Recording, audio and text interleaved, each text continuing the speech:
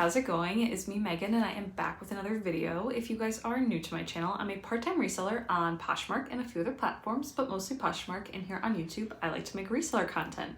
I'll do what sold videos, I'll do unboxings, I'll do all that good stuff, so if that is something you guys are interested in, please make sure to like and subscribe, and that way you'll never miss one of my videos. So today I am doing a What Sold Sunday video for you guys. From last week's sales, I'm having a very lazy Sunday with daylight saving time and everything. I had an extra hour and I chose to use that extra hour to watch a movie and stay in bed. So I'm having a little bit of a late start today. I have my tea and the last thing I got last time I was in Disneyland, a cute little mug. And yeah, this sweatshirt literally makes me look ginormous, but it's super comfortable and I decided to wear it. All right, this video is gonna be relatively short. I didn't have the best sales week last week. I did have some high price sales, which is amazing.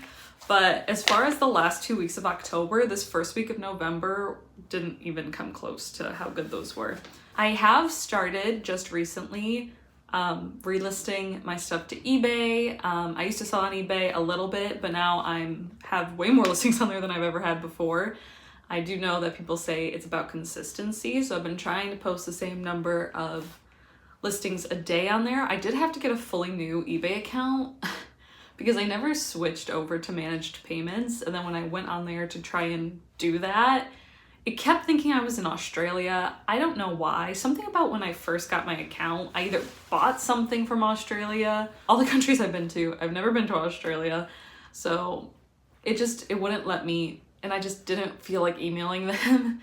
So all the few good ratings I have had aren't there. So I did have one sale today, so that'll be included in next week's What Sold Sunday, just because I feel like I've had a lot of downtime with reselling. And there's only so much I can list and share and follow new people and relist. I just am trying to do more with my time. So cross-listing on new platforms like eBay and Depop is sort of what I've been focusing on. And I do have Vendoo. I've had it in the past, like the free version, but I've upgraded to a different version so I can like actually do a lot of cross-listing at once. And I'm still sort of getting used to it. So if you use Vendoo, definitely let me know what your thoughts are. I was debating between that and List Perfectly.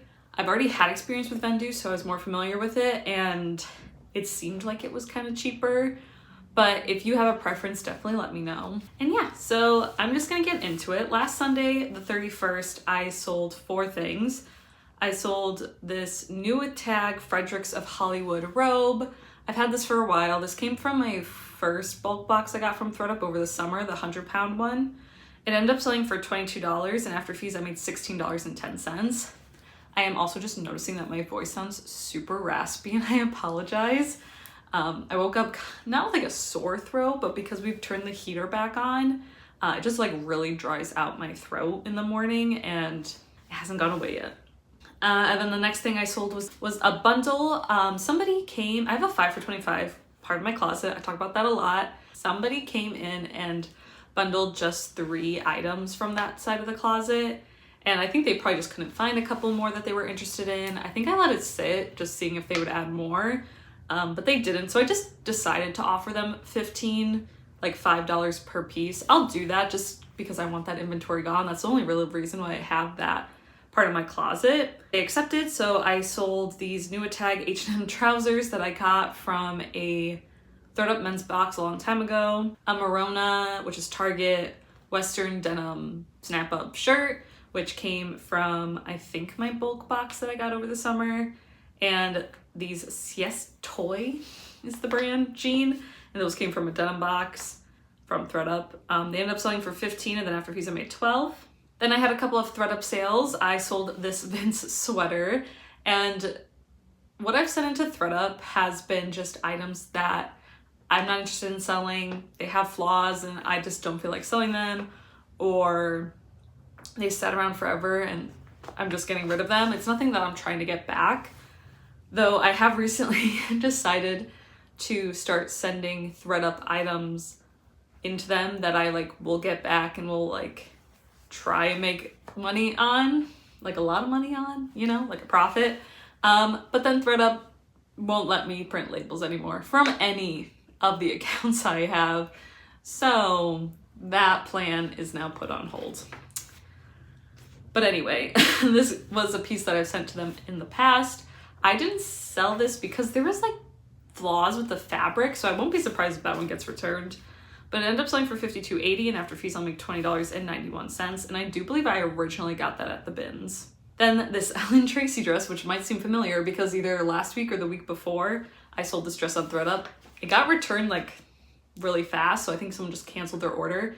And I did say that I didn't get to change the price on that, so I did mark it up a little bit, and then it sold again really fast, and I'm selling for $29.99, and I made $6. So again, not too much money, but it's better than nothing, and that is something I also believe I got the bins. Then on Monday the 1st, I had one sale. It was these Steve Madden leather boots, and I got these rather recently from Goodwill, and I'll have a haul soon about what I purchased from there. But I just loved the way they looked. They were very 70s, and I could tell they were real leather, really pretty color. They had a ton of distressing to them. So I tried to use my leather polish and my Doc Martin Wonder Balm and try to clean them up a little bit. I did an okay job, but definitely like they weren't gonna be perfect. Like those scuffs and scratches were never gonna come out. But I listed them as is. They got a ton of attention, and I think when I listed them, they sold in just a couple of days. I had them listed at $60 and someone offered me $51 and I accepted, and after fees I made $40.80.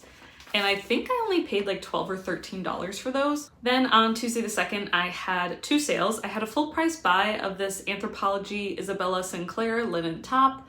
I was surprised that this sold during this season. I really thought I'd have to wait until the summer, but someone did purchase it. It ended up selling for $30 and after fees I made $24, and this I picked up very recently at the bins. And when it comes to pieces like this, like Anthropology pieces that are very saturated on like Poshmark specifically, I never use the stock photo as my first photo. I'll use that as like my second or third photo, or just somewhere in the listing, because there's just gonna be so many of that photo when people are searching, but yours is gonna be rather unique. And then the other thing I sold, I was very surprised by. It was this Vianga wool sweater, which if you remember from my most recent bulk box and like the thumbnail I used, it was in that box. And when I pulled it out, I mean, I knew it was unique and high quality. It didn't have a size, it didn't have a material tag. I did some searching and I included it in that video that it was like a, I think Chicago-based designer that had recently moved to LA. And it's like a couple and it's like Indian fashion inspired. But I was actually able to find on their Instagram a picture and a name for this sweater, and either the original price or an estimated original price for this piece, which was pretty expensive. So I did list it high, even though there was no comps anywhere and like no other things by this brand listed. But I thought, I'm like, if somebody's looking for this brand, they know it's expensive, so I'll mark it up a bit higher. But anyway, it did end up selling for $58, which I was very, very surprised about.